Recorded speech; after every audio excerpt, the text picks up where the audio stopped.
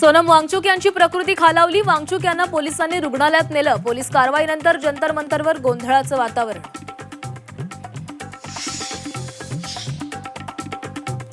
मुख्यमंत्री देवेंद्र फडणवीसांच्या होम ग्राउंडवर ठाकरेंचं आंदोलन. अयोध्या राम मंदिर दानचोरी विरोधात शिवसेना उद्धव बाळासाहेब ठाकरे पक्षाचं रामरक्षा पठण. सरसंघचालक मोहन भागवतांसह सीएम फडणवीसांनाही आंदोलनात सहभागी होण्याचं आवाहन.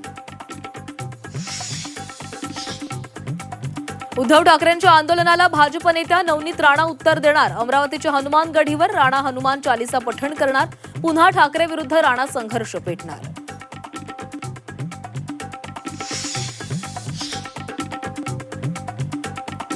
सत्तेत येण्यासाठी विलिनीकरण आवश्यक. शरद पवारांच्या राष्ट्रवादीला भाजपकडून अट घातल्याची सूत्रांची माहिती. तर राष्ट्रवादीच्या विलिनीकरणाला सुनेत्रा पवारांचा विरोध असल्याची चर्चा.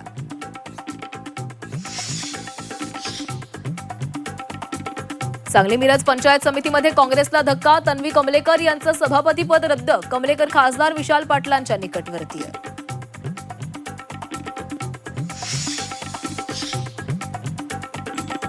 सर्वसामान्यांच्या खिशाला महागाईची झळ. एसटीच्या तिकिटात 13.56% वाढ. इंधन दराचं कारण देत प्रवाशांच्या डोक्यावर भाडेवाढीचा बोजा.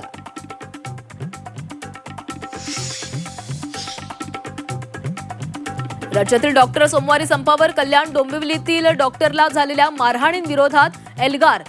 मुजोर नगरसेवक रमेश म्हात्रेवर कठोर कारवाईची मागणी. आरोग्य सेवा कोलमडण्याची शक्यता.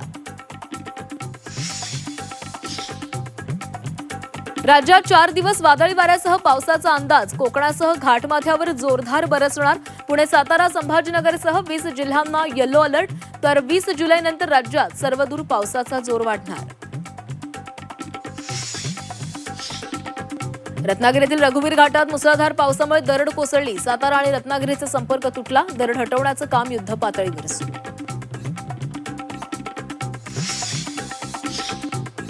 अर्ध्या देशात पुन्हा दाटले मान्सूनचे ढग. देशातील 50 ते 60% भागात ढगांची दाटी. यूपी, बिहारसह ईशान्य भारतात 7 दिवस मुसळधारेचा इशारा.